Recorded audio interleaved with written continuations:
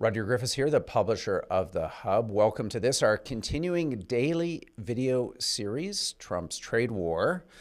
On each and every one of these video installments, we're going to provide you with some quick analysis and insights on all the many breaking dimensions of this exceptional moment that Canada finds itself in. We're very fortunate to have on the program today Hub Ottawa contributor and writer, Ellie. Ellie, welcome to the program. Hey, it's great to be with you, Rudyard. Likewise. I want to dig into the piece that you wrote for the Hub today, a terrific summary, really, of your generation, Canadians 30 and under, and how they are feeling about Canada at this moment. It seems like, Ellie, from your reporting, the younger Canadians are not necessarily caught up in this, patriotic mood that seems to be sweeping the boomer set. Is that the case?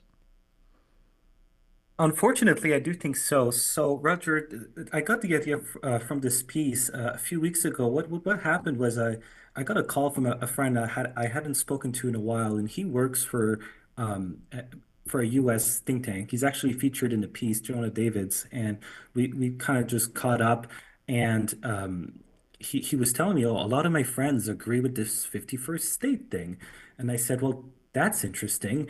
And then I had a call with another friend of mine the next day who, um, he's also conservative leaning, kind of like I am, but I would describe myself as more kind of like a lot of young people, more populist conservative, and he's more of a traditional Canadian conservative. Was never a fan of Trump, for example. And he was telling me, I want Canada to become the 51st state.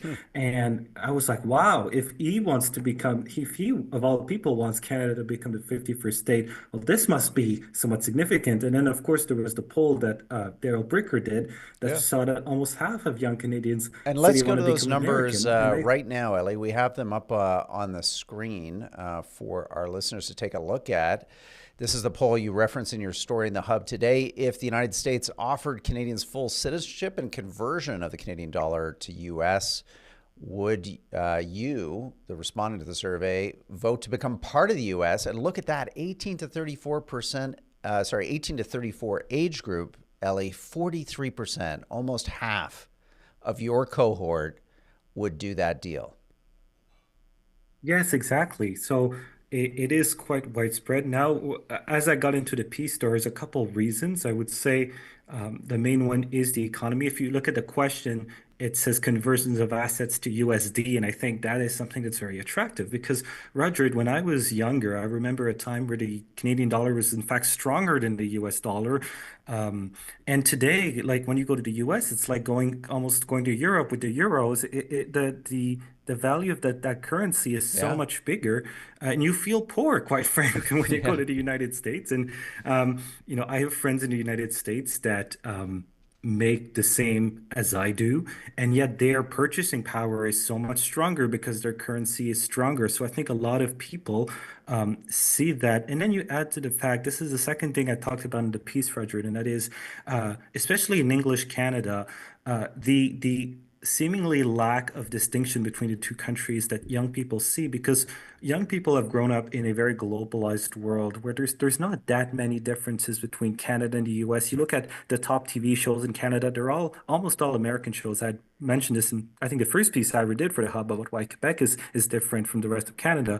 You look at the pop music, the influencers people follow. It's all kind of the same. So for a lot of young people, I think because we have not actually taught people our Canadian stories, we've actually gone and Mm-hmm. some of the same people that are now preaching this faux patriotism were the same people 4 years ago saying cancel Canada Day, Canada is a genocidal country, et cetera, et cetera. We have not actually taught people the Canadian stories, the things that make Canada unique. So they just see us as culturally the de facto 51st state. And as I put in the piece, if that is how you view Canada, as just this kind of you're up north from the US and there's not a lot of cultural differences, then why stay independent and be poorer? To Mm-hmm. me, if I was in that mindset, it just seems like a logical conclusion. Yeah. Let's go to another set of stats in your story that really jumped out for me. And you said it's a big part of why a lot of younger Canadians are feeling so down on Canada and maybe open to joining the United States. And look at this difference, viewers. We've got home prices for Canada and the US in blue and disposable income from 1993 to 2021. Ellie, doesn't that two graphs, that tale of two countries, tell us a lot about how young people are feeling today? Absolutely. And I mean, one of the people I interviewed for this piece, she says, my friends who are dual citizens have been able to purchase homes in the US that I could only dream of in Canada. One of my other friends, his brother got a job in Oklahoma and for 400,000 US dollars has bought this really large home, whereas his mother lives in a home around the same size, and that house is around $2 million. In my own neighborhood, my parents' house that they had purchased uh, when I was born for 200 grand is now valued at around $1 million. You know, in Toronto, it's even worse. You look at Niagara Falls. There was one of the people I spoke to who's from a border town, and he was telling me it's just a border town differences, Windsor versus Detroit, or even worse, Niagara Falls, Ontario versus Niagara Falls, US. And uh, it gets to the point, Rudyard, where, you know, a lot of us go to school to get master's degree, law degrees.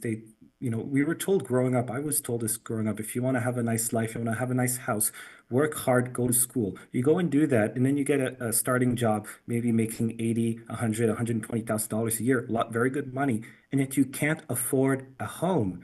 And like Hmm. that to me, like, and then you're going to be a renter for life, putting, making someone else richer. Uh, it can be understandable why a lot of people then suddenly would feel like giving up. Yeah.